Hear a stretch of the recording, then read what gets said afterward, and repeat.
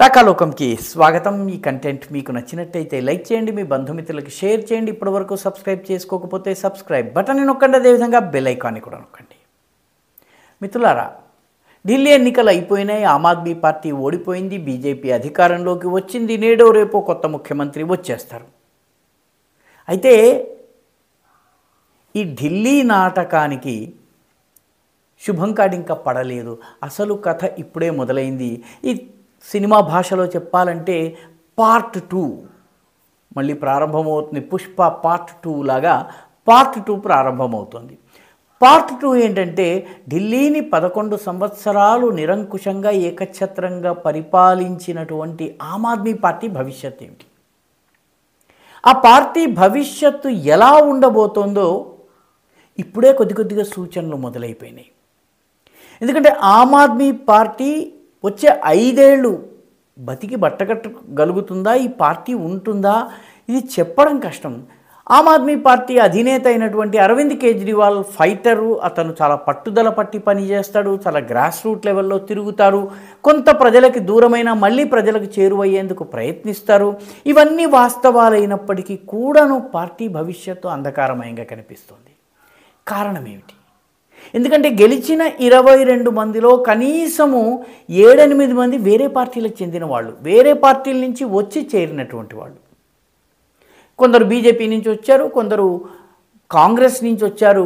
వీళ్ళందరూ ఆమ్ ఆద్మీ పార్టీలోనే కొనసాగుతారా అన్న విషయంలో పెద్ద ప్రశ్న చిహ్నం ఉంది. మొత్తం గెలిచిన 22 మంది ఎమ్మెల్యేలను అరవింద్ కేజ్రీవాల్ ఇంటికి ఆహ్వానిస్తే వచ్చారు అందరూ.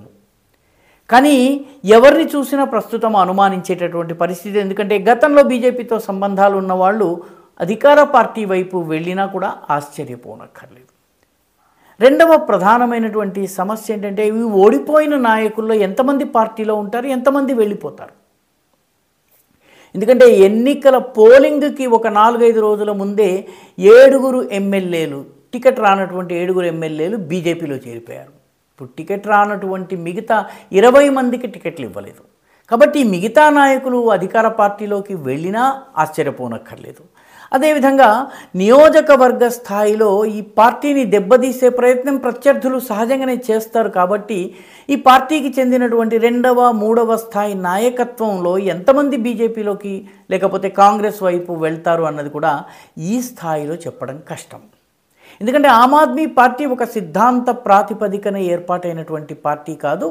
అది ఒక సిద్ధాంత ప్రాతిపదికన కొంత దానిలో ఐడియాలజీ లేకపోయినా ఐడియలిజం, ఆదర్శవాదం ఉండేది.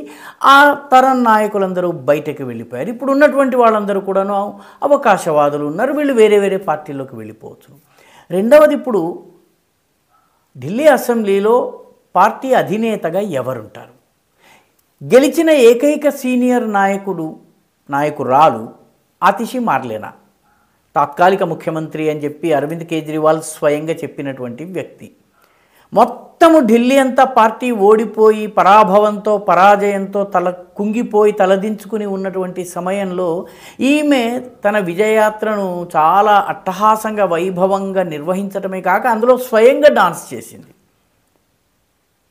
గెలిచిన ఎమ్మెల్యేలు పాపం పక్కన ఉంటారు, కానీ ఆతిషి మార్లేనా పట్టలేని సంతోషంతో డాన్స్ చేసింది. ఒకవైపు అరవింద్ కేజ్రీవాల్, మనీష్ సిసోడియా, సౌరవ్ భరద్వాజ్ ఇటువంటి వాళ్ళందరూ ఓడిపోయిన సమయంలో ఈమె ఈ పనిని చేయడము ఆమ్ ఆద్మీ పార్టీలోని అంతర్గత కుమ్ములాటని ప్రదర్శిస్తోంది. అంటే తానే ఇప్పుడు పార్టీ లీడర్ అన్నటువంటి ఆనందం ఆమెకు ఉందా? ఆమెని గాక మరెవరినన్నా నాయకుడిగా చేసినట్టయితే, శాసనసభాపక్ష నాయకుడిగా చేసినట్టయితే ఆతిషి నెక్స్ట్ స్టెప్ ఏంటి? ఈ గెలిచిన ఎమ్మెల్యేలో ఎంతమంది ఉంటారు, ఎంతమంది వెళ్ళిపోతారు? ఆమ్ ఆద్మీ పార్టీకి ఇదంతా కూడాను అగమ్య గోచరంగా కనిపిస్తోంది. తక్షణము దీని ప్రభావము పంజాబ్ మీద పడుతోంది. ఇప్పటికే ఒక 30 మంది ఎమ్మెల్యేలు గెలిచినటువంటి పంజాబ్లోని ఆప్ ఎమ్మెల్యేలు 30 మంది కాంగ్రెస్ పార్టీతో మాట్లాడుతున్నట్టుగా సమాచారం వచ్చింది. దీని అర్థం ఏంటి? ఆ 30 మంది కాంగ్రెస్ గెలుచుకున్నటువంటి ఎమ్మెల్యేలు మిగతా వాళ్ళ సహకారంతో భగవంత మాన్ని పడగొట్టి కాంగ్రెస్ ప్రభుత్వాన్ని ఏర్పాటు చేసినా ఆశ్చర్యపోనక్కర్లేదు. ఇదే గనక జరిగినట్లయితే ఆమ్ ఆద్మీ పార్టీకి దేశం మొత్తం మీద ప్రభుత్వం ఉండని పరిస్థితి వస్తుంది.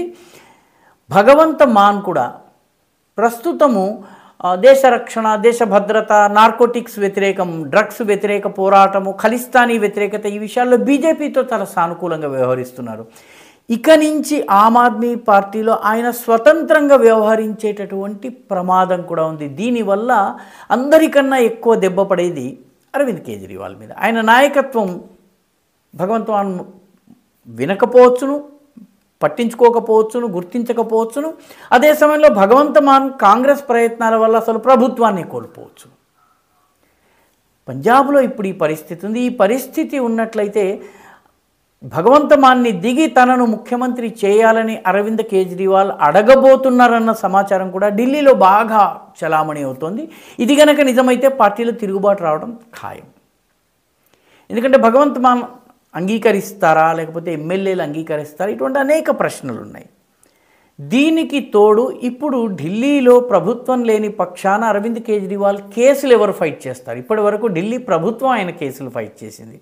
సో ఆమ్ ఆద్మీ పార్టీకి చెందినటువంటి సత్యేంద్ర జైన్ కావచ్చు, సోమనాథ్ భారతి కావచ్చు, అరవింద్ కేజ్రీవాల్ కావచ్చు, మనీష్ సిసోడియా కావచ్చు, వీళ్ళ కేసులు ఢిల్లీ ప్రభుత్వం ఫైట్ చేసింది.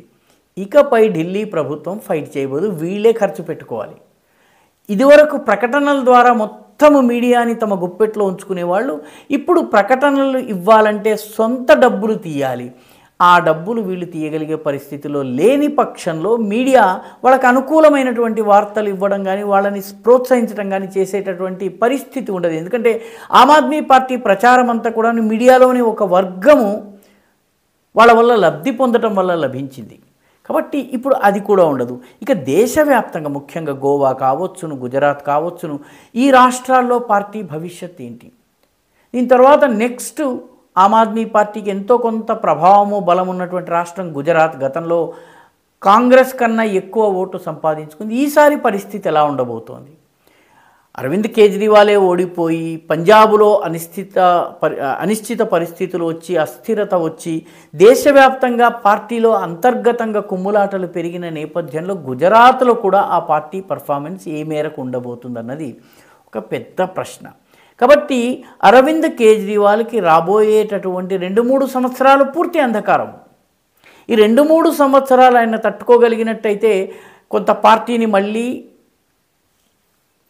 పైకి తీసుకొచ్చేటటువంటి ప్రయత్నం ఆయన చేయవచ్చును. కానీ అవినీతి, లేకపోతే సుపరిపాలన, పేదల సంక్షేమము, ఇటువంటి అంశాలపైన ఆయన ఓటర్ల దగ్గరికి, ప్రజల దగ్గరికి వెళ్ళే పరిస్థితి లేదు.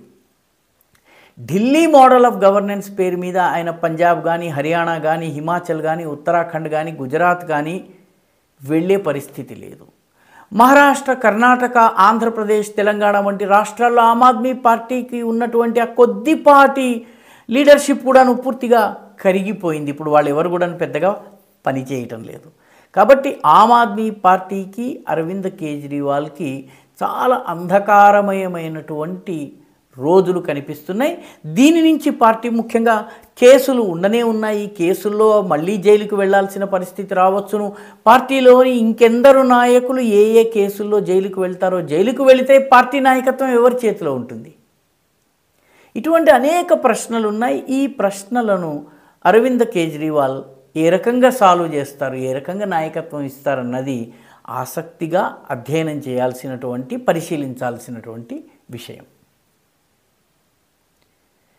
ఈ వీడియో మీకు నచ్చినట్టయితే లైక్ చేయండి, షేర్ చేయండి, ఈ ఛానల్కు సబ్స్క్రైబ్ చేయండి. మీ అభిప్రాయాన్ని కమెంట్ల రూపంలో తప్పనిసరిగా పంపించండి.